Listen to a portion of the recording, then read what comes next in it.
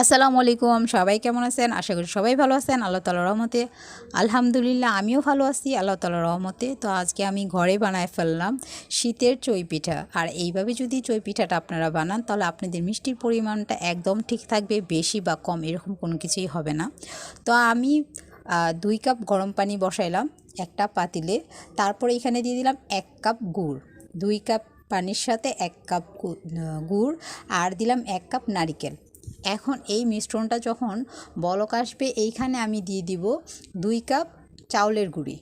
চাউলের গুঁড়ি দিয়ে আমি খুব ভালোভাবে নেড়েচেড়ে তারপর ভালোভাবে সিদ্ধ করে নিব।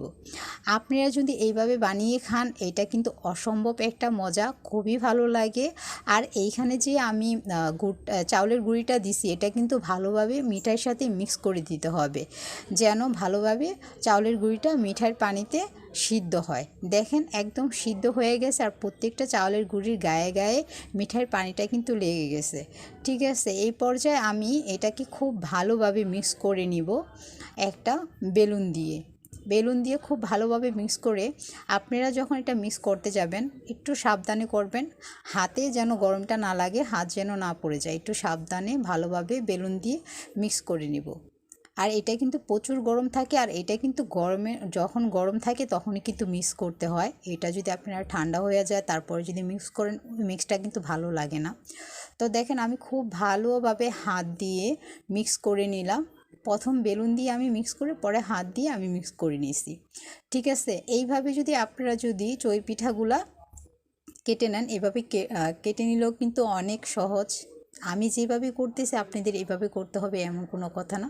যে যেভাবে পারেন সে সেইভাবে, যার কাছে সহজ মনে হয় সেইভাবে আপনার এই চই পিঠাটা কিন্তু বানাইতে পারেন।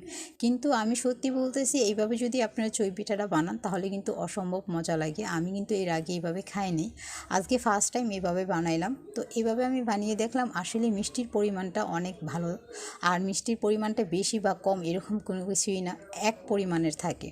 তো আমার চই পিঠাগুলো দেখেন কাটা হয়ে গেছে। এখন আমি এখানে বসিয়ে দিব লিকুইড মিল্ক। আমি এখানে লিকুইড মিল্ক নিয়েছি 1 লিটার পরিমাণের। আর চই পিঠাগুলো কিন্তু আমি বানাইছি 2 কাপ পরিমাণের চাউলের গুঁড়ি দিয়ে। এইটা আপনারা কম বেশি করতে পারেন, কিন্তু আমি এখানে চই পিঠার গায়ে গায়ে লেগে থাকে এরকম করে মিল্কটা রাখবো না।